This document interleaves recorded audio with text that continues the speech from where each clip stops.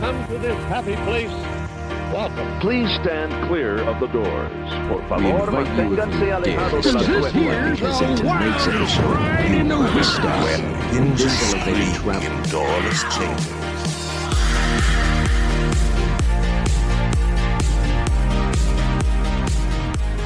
Hello and welcome to Miles from Main Street, your Far From Disney podcast. My name is Mikhailo, And I'm Brian, and we're here to talk about Disney World, but especially coping away from Disney. which we know a lot about being from the Midwest. Here at Miles from Main Street, our preferred travel agency is Magical Vacations by Kimberly. Kimberly is a Disney expert and can handle all of your Disney planning needs. She can also plan Universal and all major cruise lines. Contact Kimberly at magicalvacationsbykimberly@yahoo.com. And find her on Facebook and Instagram under Magical Vacations by Kimberly. So today on Miles from Main Street, we are going to go over some gaps that we have, some Disney gaps. Everybody has gaps. Nobody's perfect. And we're going to go over some of the things that us as Disney fanatics haven't done. Some of them are pretty big, some of them are pretty small, but we're going to go over them. We're going to talk about them. Yeah, Mikhailo, there's a lot to do at Disney, and there's a lot that I haven't done and a lot that I wish I had done. But before we get started, I thought we should mention that we are trying to keep you connected to Disney, trying to find you ways to do that at home.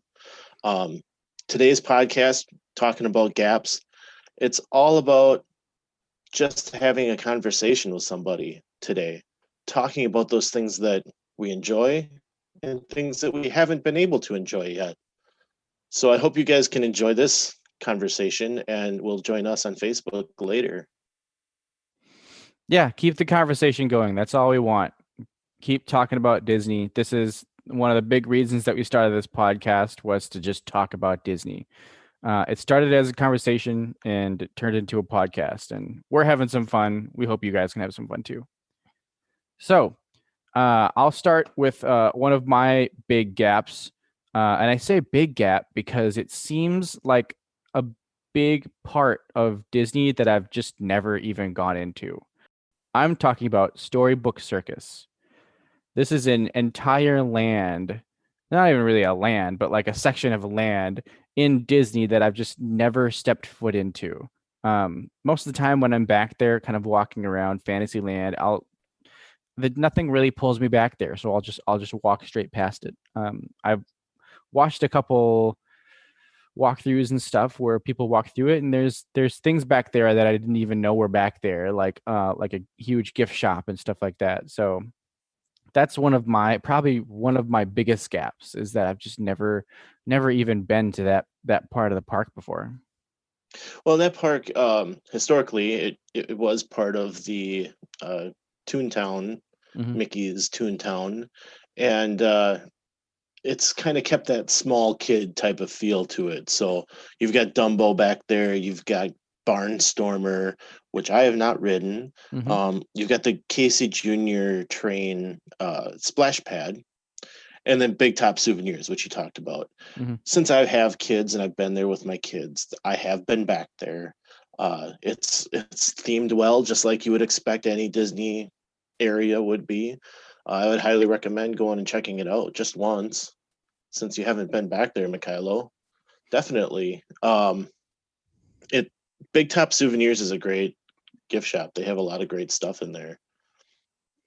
And shopping especially in Magic Kingdom, is a big part of my Disney going experience. And just kind of seeing that I've been stiffing myself on an area to go shop for things, even if they're kind of more kid friendly. I mean, I'm a kid at heart, and I'm a kid. I'm just a kid. Will always be a kid, especially at Disney. So I always thought that was very cool, and it was kind of eye opening when I saw some walkthroughs where it was like, oh, all of this stuff is back there. That's so cool, and I've just always just walked straight past it whenever I've been over there. The nice thing about Big Top Souvenirs is that not a lot of people do go in there. I don't know why. It's a great gift shop. But part of the reason it's so great is that no one's in there, and they've got a lot of the great stuff that they might have in the Emporium, Mm. so you can shop without people bumping into you all the time.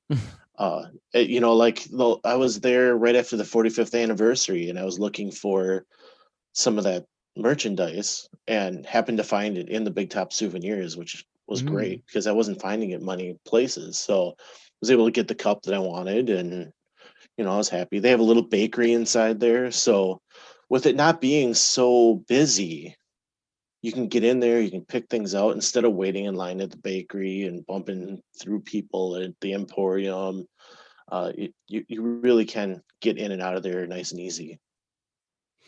Yeah, very cool. I'll definitely have to give that a walkthrough next time I'm there. And now here we are, two guys talking about shopping, but some of the merchandise is a lot of fun. And then Dumbo is that iconic ride that everyone should be riding, at least once. I've done it a couple times with my kids. It's fun. Um, I have not ridden Barnstormer. Uh, I don't know. We just never went back to go on it, I guess. Yeah, I've been on Dumbo before when I was really young, and then I've never been on Barnstormer, obviously because I haven't been back there. I have a friend who has a pretty unique story about Dumbo, and I'm not sure if this was just a Disney moment that somebody let him have, but he told me one of his favorite items is the turkey leg, and he was walking around the park with the turkey leg.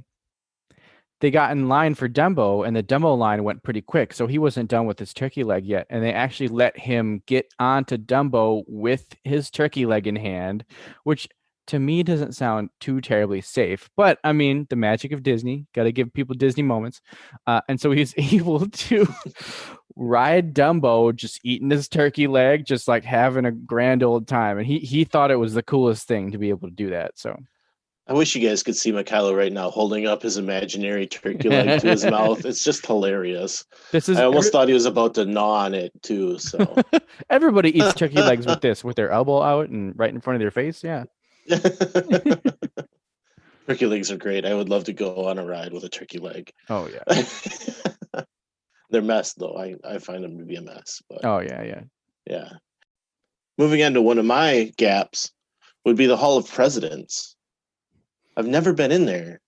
And from what people have told me and from the videos I've seen, it's quite an awesome attraction with so many audio animatronics in there, and just the way that they interact with each other. I can't believe I haven't been in there. I've tried a couple of times, but they've had it down for refurbishment the last couple of times I was there, so I have not been able to get in there. Yeah, that's another one of these things where it's really easy to just kind of walk past some of these things. Storybook Circus, kind of big, hard to completely walk past this, but Hall of Presidents is just kind of like tucked right in this like little area, and it's really easy to walk right past these places. I've too have never been into Hall of Presidents, and people love to talk about Hall of Presidents, and it seems like one of those. It's kind of a must do for some people when they come to the park. So yeah, it does have some historical context, not just because it has all the presidents in it, but going back to Walt Disney and his love for Abraham Lincoln, it kind of was birthed from that. So it's something that I definitely need to get into and see. I can't believe I haven't done it. yeah, I mean, and that's how I feel with some of these too, where it's just like, how have I never done this before? And then I sometimes I do the math where I'm like, oh, I usually just walk right past it, or it's over by Hall of Presidents is kind of close to Haunted Mansion, so it's possible that I just run to Haunted Mansion and run straight past Hall of Presidents. So, um, but yeah, it's always crazy to love Disney so much and just have these gaps. There's things that we've never done before. Yeah, there's so many things. Like this last trip I was on, we had our kids, we were running out of time. It was spring break. We were trying to just take it easy, do what we could, and not feel the crowds. So, when we got to that part of the park, it was kind of like, we're not gonna be able to see it this time around again because I don't think my daughter would have sat through it. And Mhm. we had other things that we wanted to do instead. So I've also noticed that for me, I'm not the type of person who will walk through the park and experience everything as I'm walking through the park. I'm the type of person who will like go to certain things. I try to do the loop of the park, but I'll run to the things that I know that I love and just experience those things.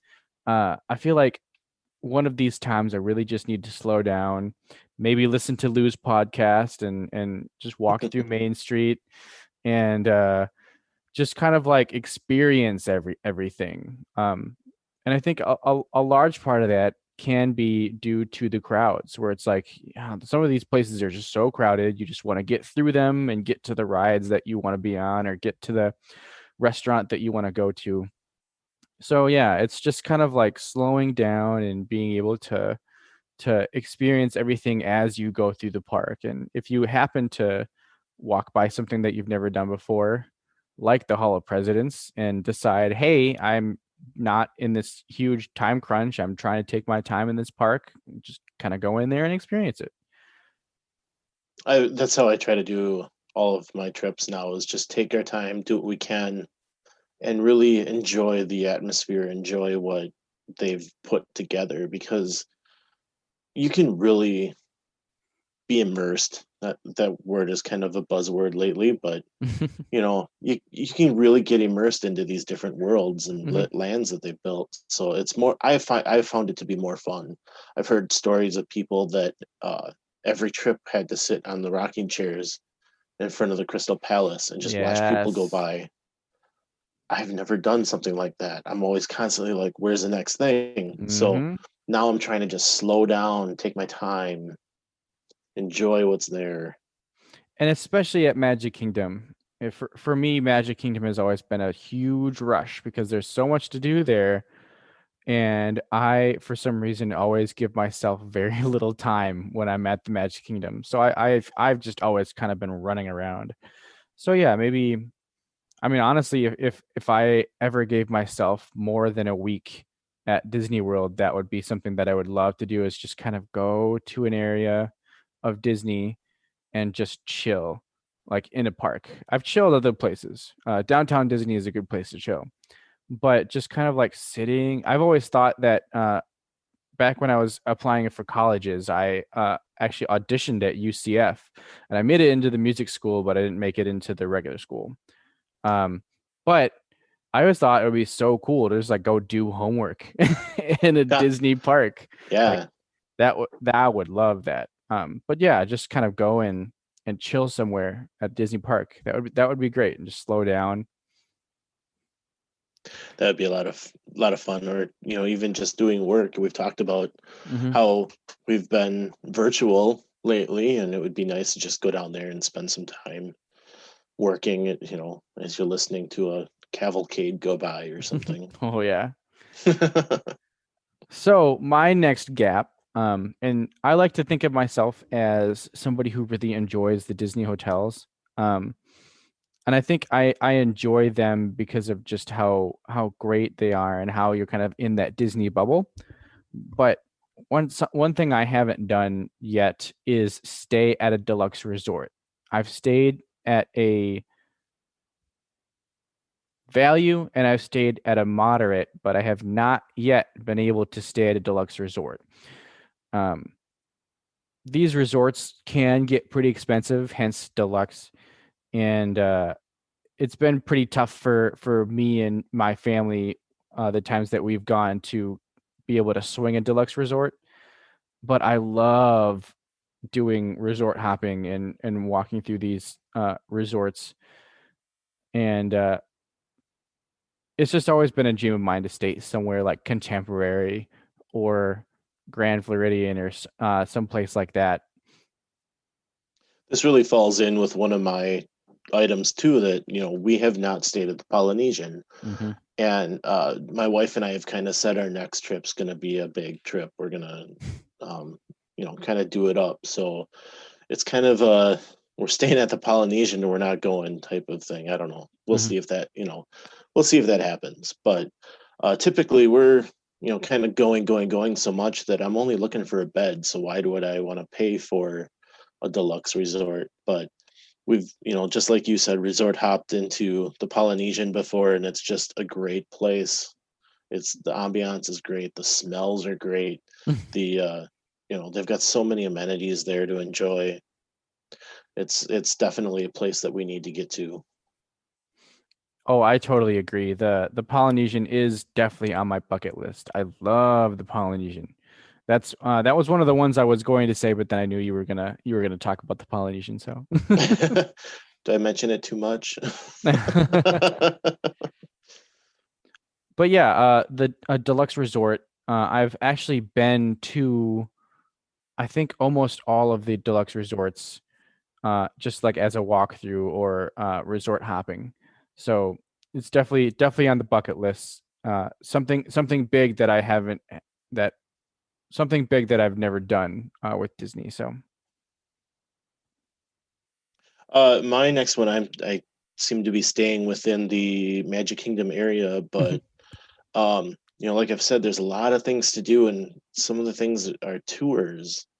And the one tour that I have been wanting to do is the Marceline to Magic Kingdom tour, which is a 2 hour or 3 hour tour that they offer in the morning.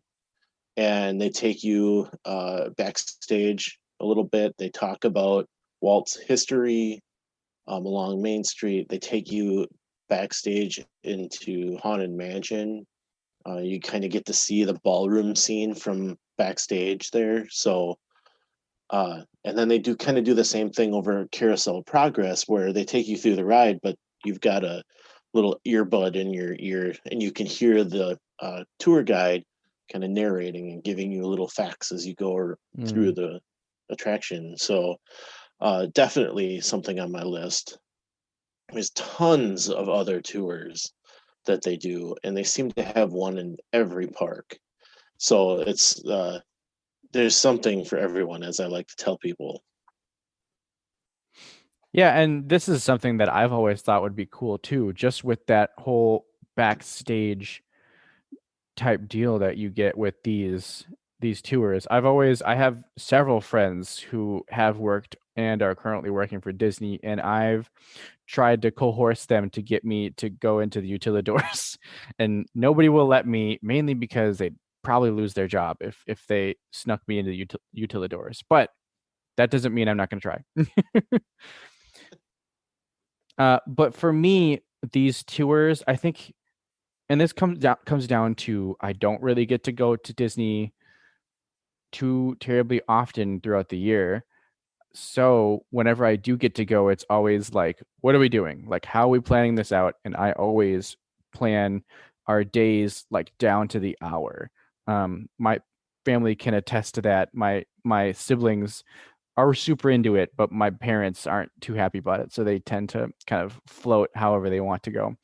But I think that's one thing with me, is that to kind of give up those 3 hours of planning for me is kind of difficult. But I do feel like the payoff for what it gets you to do is definitely worth it. So it's definitely something that I want to experience at some point. Yeah, and I've been looking at some of the other ones. They've got a 8 hour tour, and I don't know, they've got like maybe a 7 hour tour. The Keys to the Kingdom is one of them, where they kind of take you to every park, Mm-hmm. and you get to see different things, and you travel backstage to get to those parks. Mm-hmm. So, they even feed you on some of those, which whatever. But like, it gives you a different perspective. It gives you a little more maybe to do. Some of these tours have certain rides built into them so that you can say, hey, if I go pay for this tour, I'm guaranteed to do these things, Mm-hmm. as opposed to, well, I get my 3 fast passes, so what am I going to make sure I get on, and Mm-hmm. then figure out the rest later. It depends on how you want to do it. You can kind of take your time on these tours, enjoy the ride, so to speak. Um, it's a little extra cost. It's not like a VIP tour. Mm-hmm. Uh, I was watching a little while back somebody on a VIP tour where they basically say, "We're going to go on this ride now," and they take you over there and they take you like in a back way, get you right on. You don't have to wait in line. Um, and then when you want to hop to another park, they have a car waiting backstage for you. You jump in the car, you're over to the next park in 10 minutes. You don't have to get on transportation, which is going to take you an hour. You can just get in this car and you're there, backstage to Wow. backstage. And, you obviously you're paying for it. It's a 7 hour minimum, and I believe it's $350. No, $450 Mm. an hour. So Oh. if you do the 7 hour minimum, it's about $3,200. So you can have up to 10 people. So if you want to split it among 10 people, that's $320 extra for your day. Mhm. You can do whatever you want. You can go wherever you want. Um, I think right now they are not including Rise of the Resistance in that because it's just too hard to make that work. Yeah. But otherwise, it's it, it's quite the deal if you want to pay for it. Yeah, and it definitely sounds like something I'd want to do, especially with I am really into history and kind of like how everything was made and when everything came about. And I'm sure it's chock full of that kind of stuff with these tours. So I'd definitely be into something like that. Plus, kind of like getting to go backstage and seeing how everything works and everything like that. The only thing I don't think I would enjoy is I don't know, maybe it's just me, but I enjoy the whole like going on transportation and like getting to the park and like walking through the front entrance. It's just all just the pageantry of it is I'm really into. And so I guess it's just these little things that I like don't want to like give up for these For the these tours. I tours, don't but blame you. There's a lot of what's the word I'm looking for? Enjoyment in going and mhm, doing some of these things like that. So yeah. yes, definitely. So another gap, something that I've never done at Disney World. I've never done a solo trip to Disney World.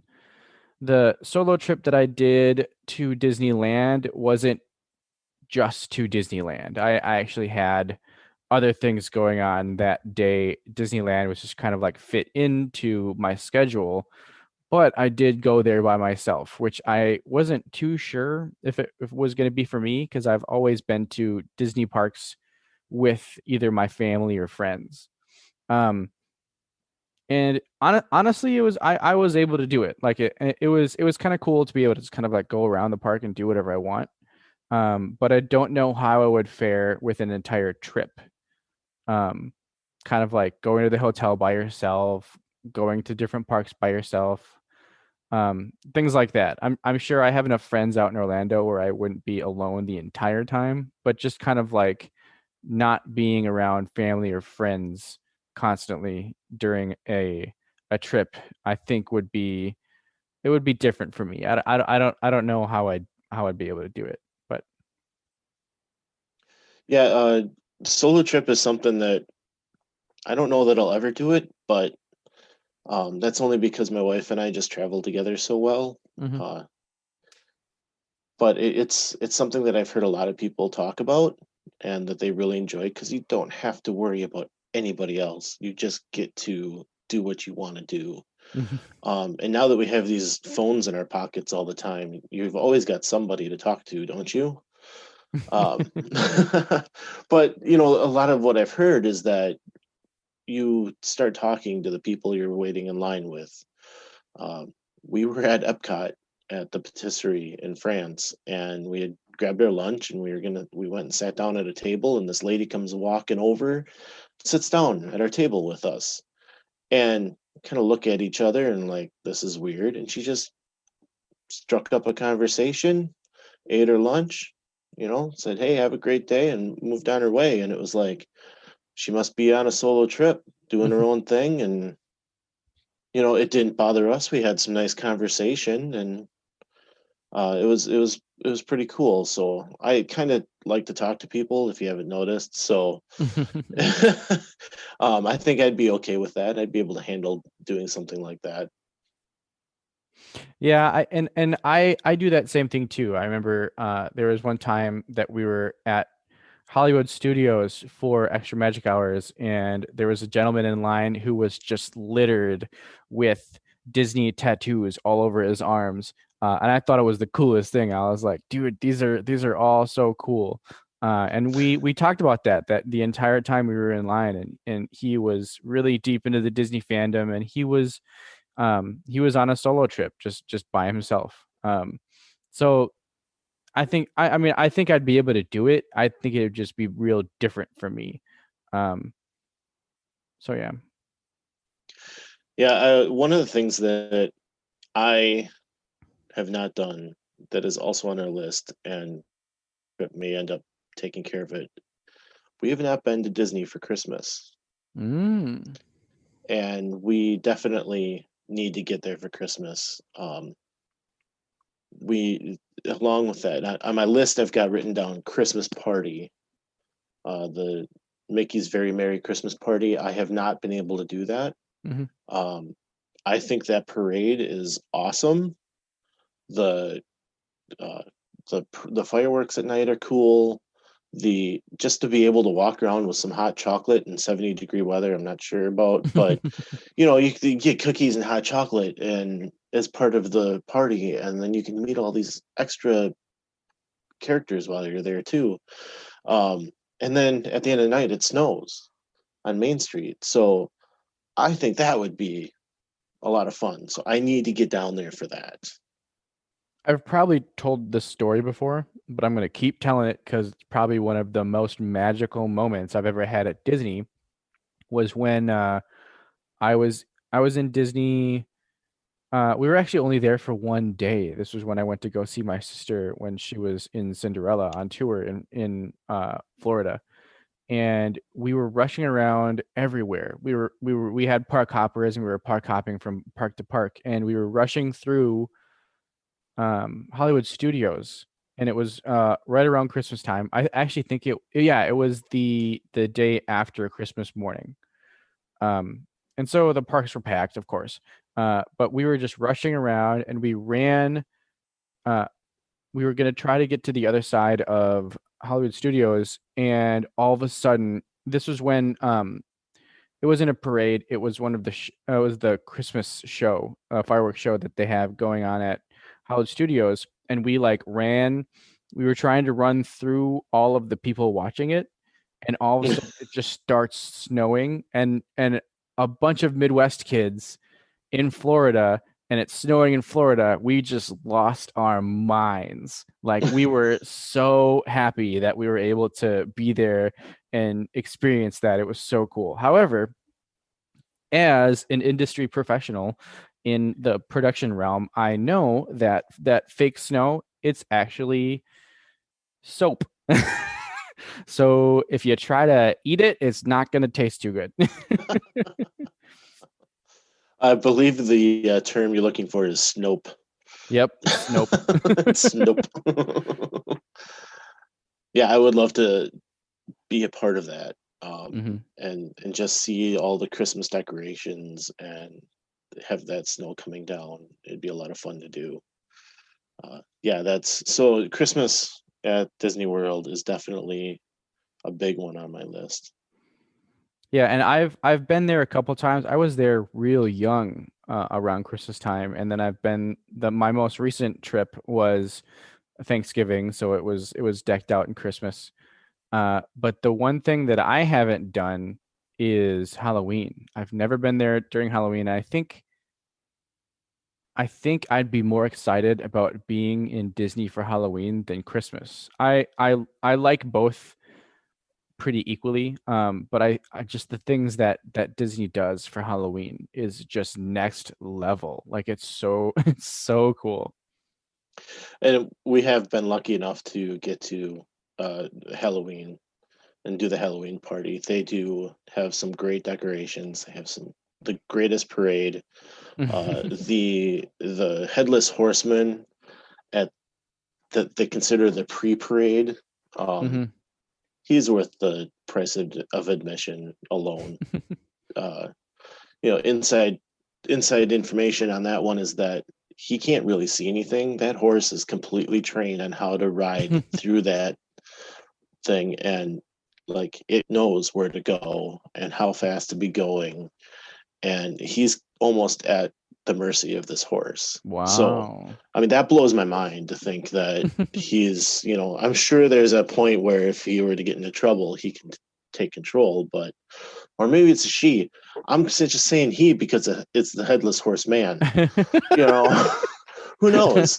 But Right? Yeah.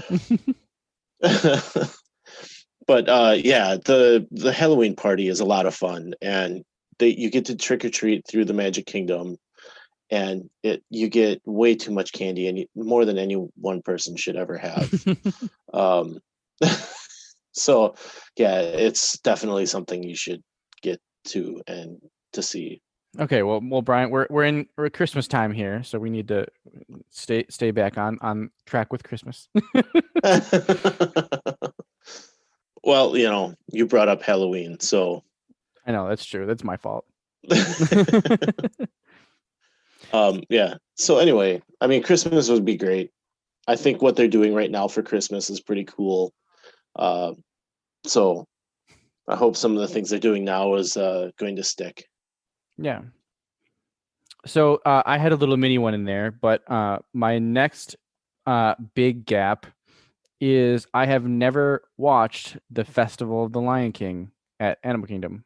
What? I know. That thing's. Go ahead. This is a show at Disney, and you'd think with my family's theatrical background, it's something we'd be into. But we've never gotten around to going over and checking it out. We've seen the Nemo show before. We actually have a couple friends that are in the Nemo show, and we've seen a lot of the other shows kind of around Disney property. Hope you do review. We have friends in that one too. But yeah, we've never kind of gotten around to going and watching the Festival of the Lion King. And I think this one again, it's kind of like isn't it in like kind of a weird area?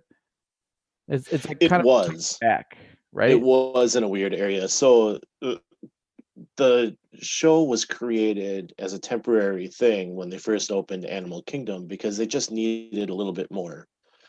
So they threw this show together and put it in a show building that was available, I guess. It was just open, but it was inside of what they called Camp Mini Mickey. Mm-hmm. And you would kind of walk this little path back to the building. It was smaller, was a great venue because no matter where you sat in there, you had a really good view. You're kind of up close. And then when you walked out, you could meet Minnie and Mickey and Donald, and I believe Daisy was there too, as part of the whole Camp Mini Mickey. It got to be so popular that here we are 20 years later, and it's still running. Mm-hmm. And so when Pandora was being built, they needed to move it. So now it's outside of Africa.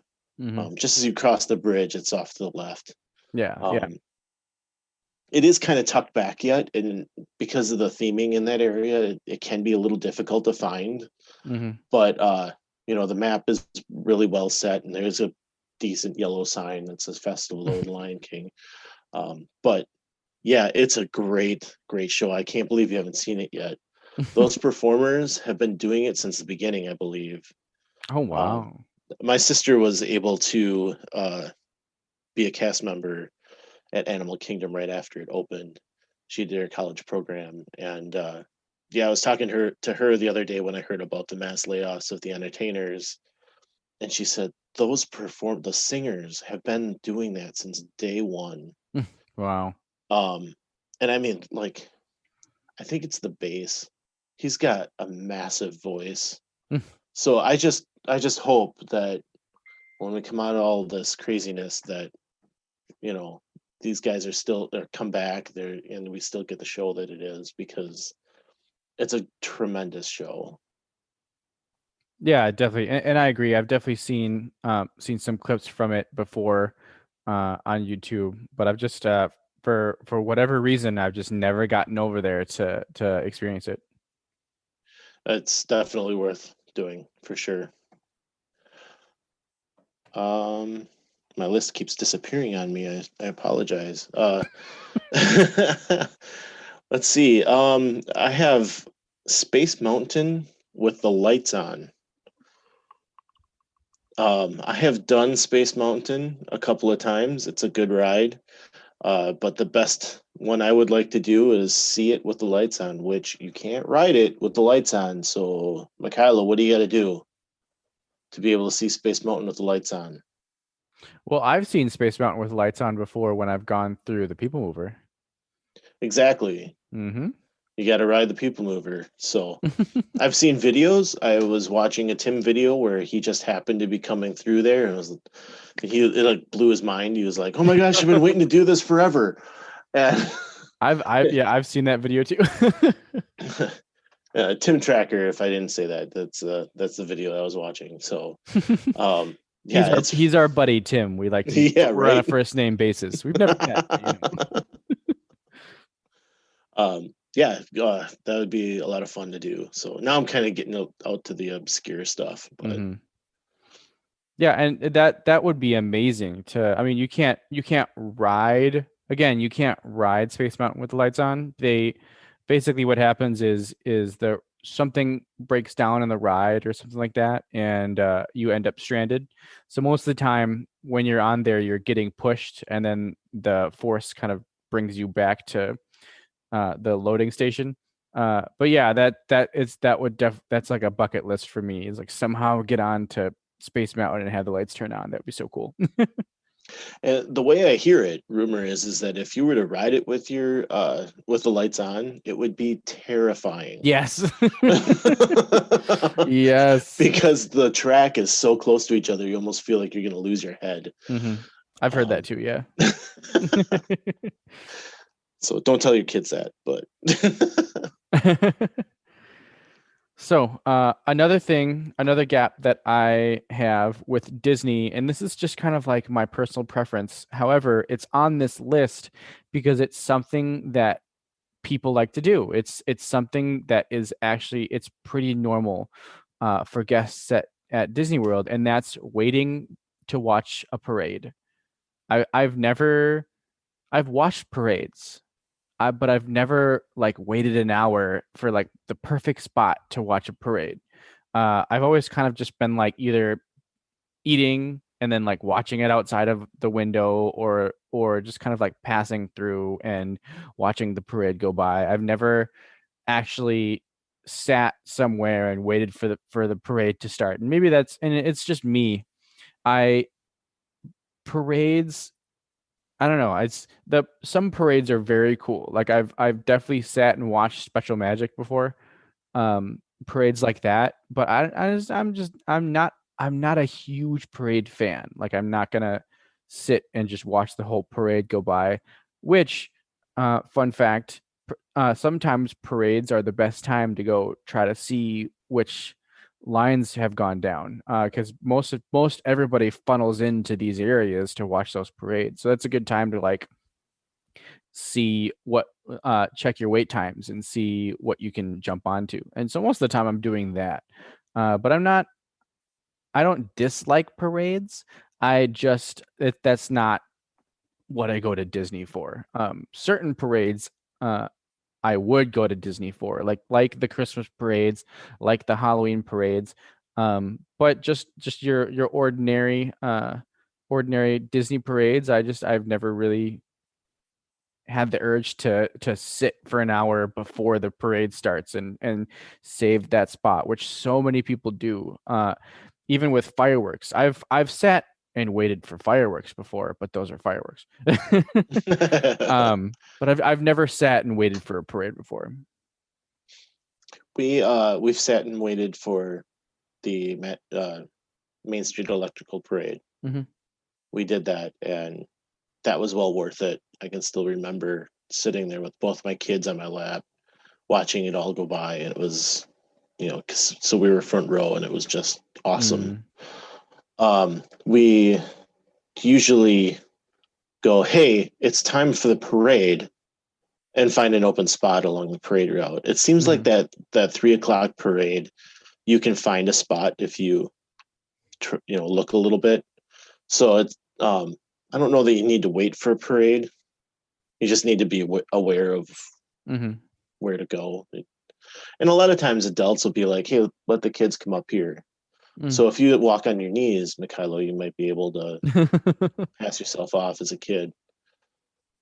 Oh yeah, child at heart. People will be able to tell.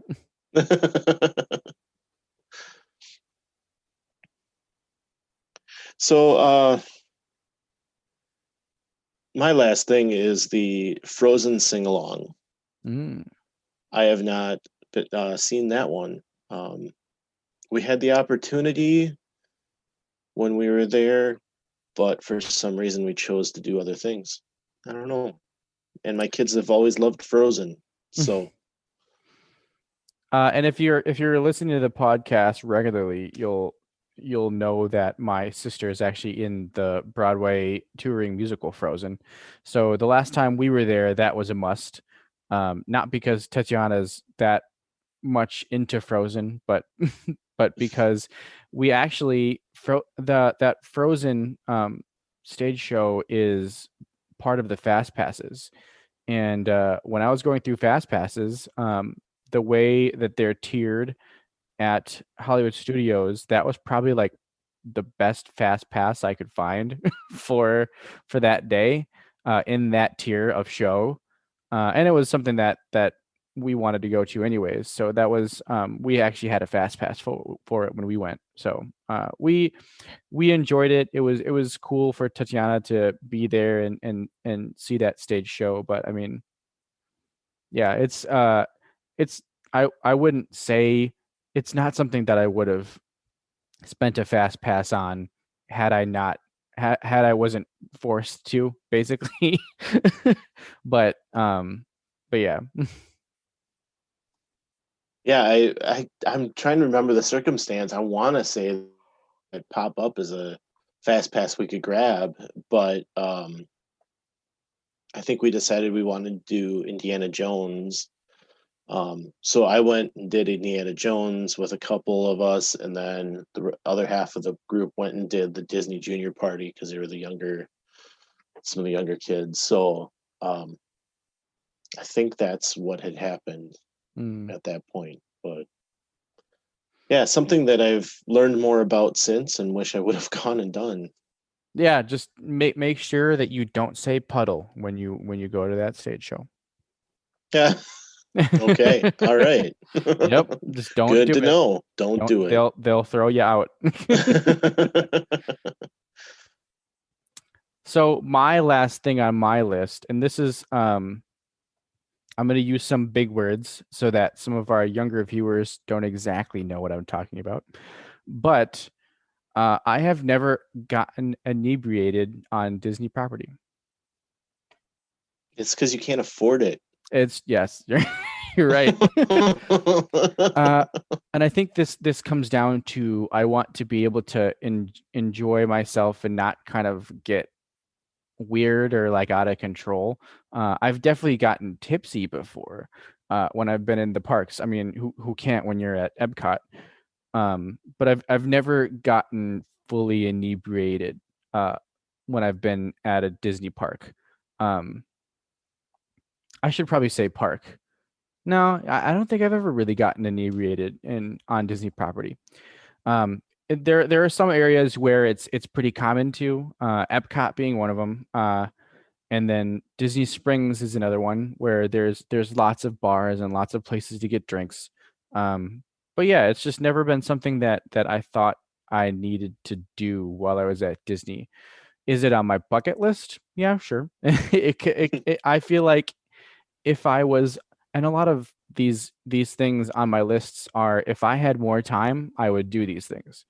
If I had a night where I was just like, you know what, our thing is to have drinks, and we'll go to Epcot and we'll do drinks around the world, something like that, and we'll have a grand old time. Obviously within reason. Of course, you always want to stay safe, but I just have never really had the desire to become inebriated at a Disney park, especially because there's just so much magic and there's so many things that you want to take in. Who would not want to remember a Disney day, and I don't know, who would kind of want to be in that headspace while they're at Disney? So that's one thing that I know people do there. I'm not even sure if it's ever really big Disney enthusiasts who are doing it either, but I think it's kind of more the novice Disney people who see alcohol and just kind of go for it. But yeah, it's just never been something that I've needed to do or kind of really want to do. There have been, I typically will grab a beer when I'm in the England area. Might grab something a little later, but I'm not really thinking about drinking usually when I'm there.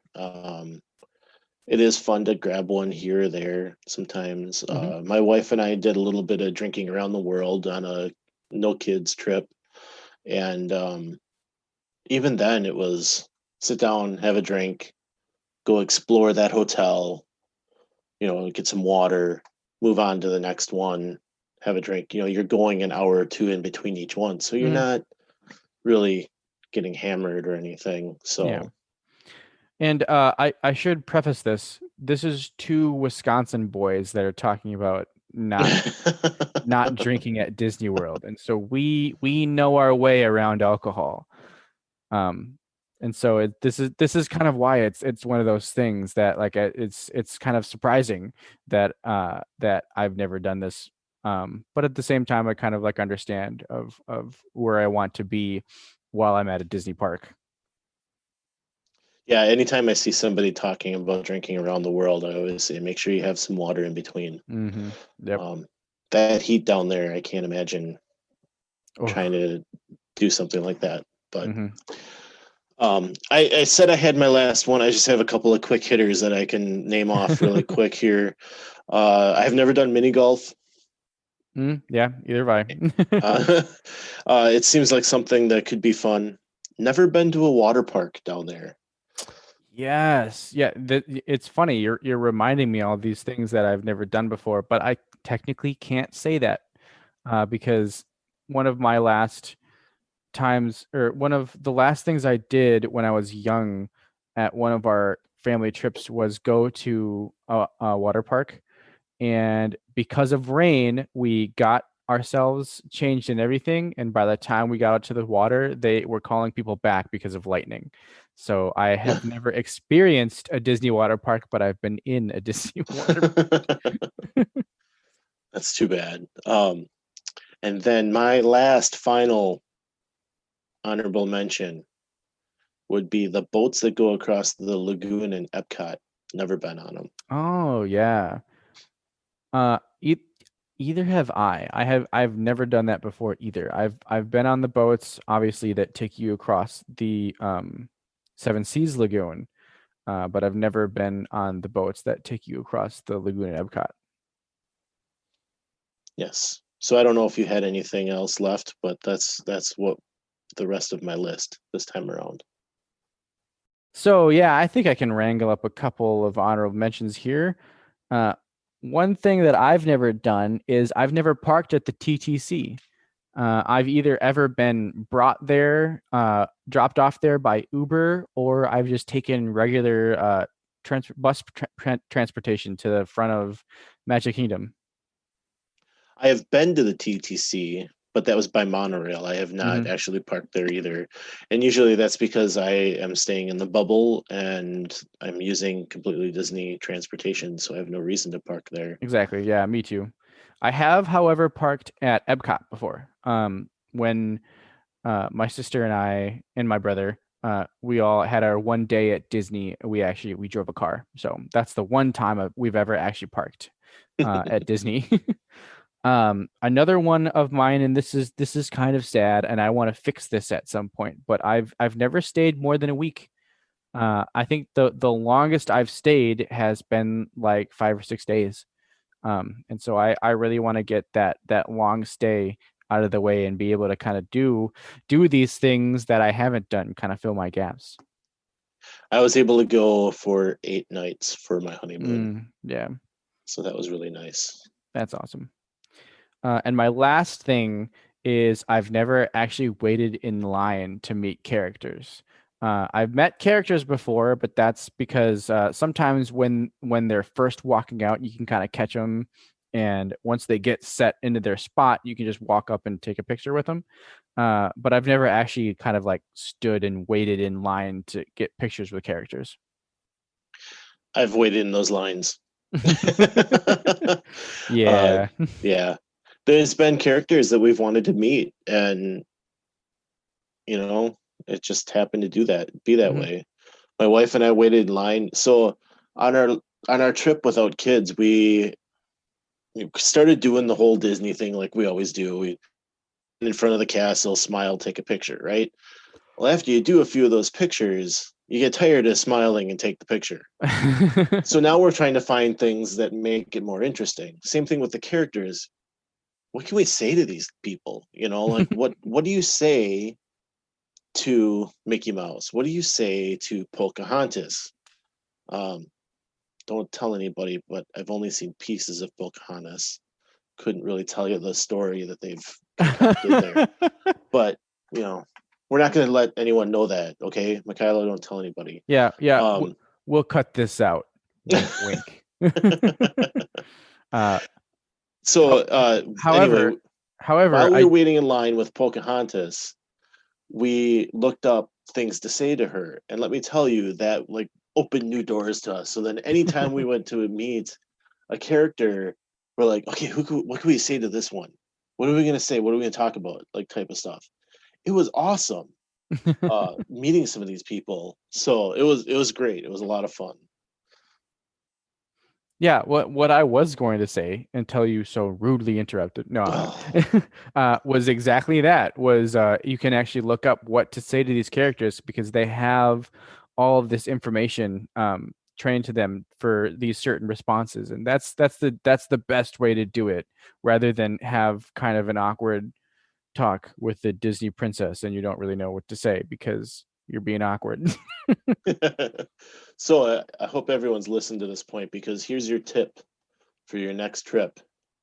If you're going to go meet Pocahontas, the first thing you're going to find online is to say some certain thing to her as the hello greeting.